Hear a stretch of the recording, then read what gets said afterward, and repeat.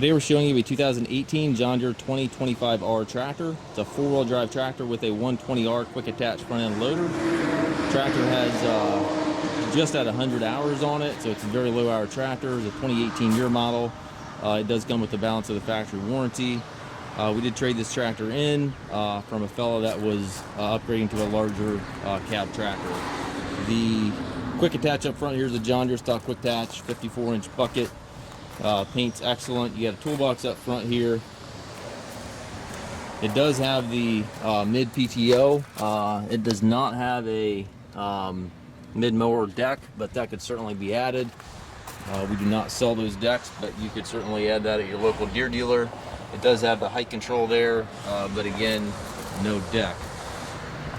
It's got the bar tires on it, which are in good shape. 3-point hitch, 540 PTO back here.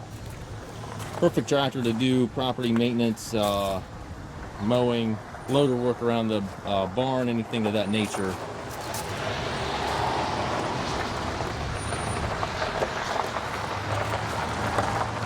Very clean little tractor.